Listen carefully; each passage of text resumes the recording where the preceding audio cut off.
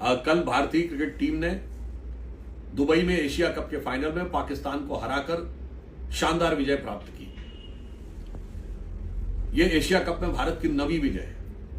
इस Asia cup tournament में भारत ने लगातार 3 बार पाकिस्तान को हराकर जीत की हैट्रिक बनाई। इस एशिया कप में भारतीय टीम ने सारे के सारे मैच जीते, यानी क्लीन स्वीप किया।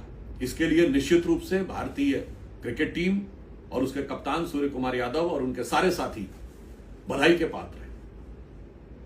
प्रधानमंत्री श्री नरेंद्र मोदी जी ने बहुत स्पष्ट रूप से कहा कि ऑपरेशन सिंदूर हो या खेल का मैदान, निष्कर्ष एक ही है, भारत की शानदार जीत। परंतु बहुत दुख का विषय है, यद्यपि आश्चर्य का विषय नहीं है, कि कांग्रेस के नेता राहुल गांधी जी अथवा प्रियंका गांधी जी का अभी तक एक भी बधाई का संदेश भारतीय क्रिकेट टीम के लिए नहीं आया है। मैं उनसे कहना चाहता हूं, खेलों को राजनीति से अलग रखिए।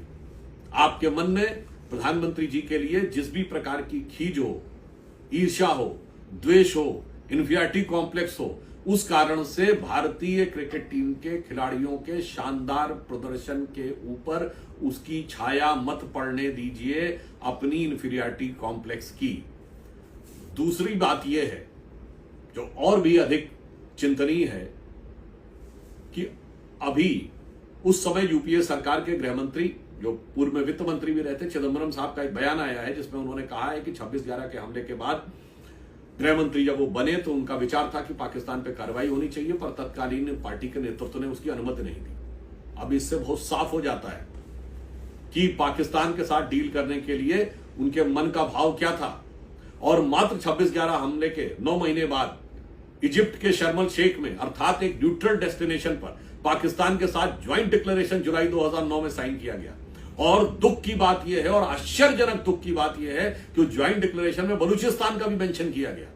यानी एक प्रकार से हम उस झूठ को भी स्वीकार करने को तैयार हो गए थे कांग्रेस के द्वारा, जो पाकिस्तान द्वारा फैलाया गया है कि मानो बलूचिस्तान में हमारा इन्वॉल्वमेंट हो। इससे बहुत साफ है कि जंग का मैदान हो या कूटनीति का मैदान या खेल का मैदान, हमेशा पाकिस्तान का मार्ग प्रशस्त करने के लिए कांग्रेस और इंडी गठबंधन के लोग तैयार रहते हैं। और यहां पर भी ये वही लोग षड्यंत्र कर रहे थे कि मेजबान देश यूनाइटेड अरब अमीरात, जिससे भारत के बहुत मधुर संबंध है और हमारे साथ उनका बहुत व्यावसायिक रिलेशन है, वहां पर खेल में यदि भारत न जाए और उस कारण से खटास उत्पन्न हो, उसके लिए जो लोग प्रयत्नशील थे, वो भारतीय टीम की इस विक्ट्री पर एक शब्द बोलने के लिए उनके मुंह से नहीं निकल रहा है। इससे यह बात स्पष्ट हो जाती है कि कांग्रेस पार्टी पाकिस्तान के पक्ष के हर प्रोपोगेंडा में पाकिस्तान का साथ देने को तैयार है।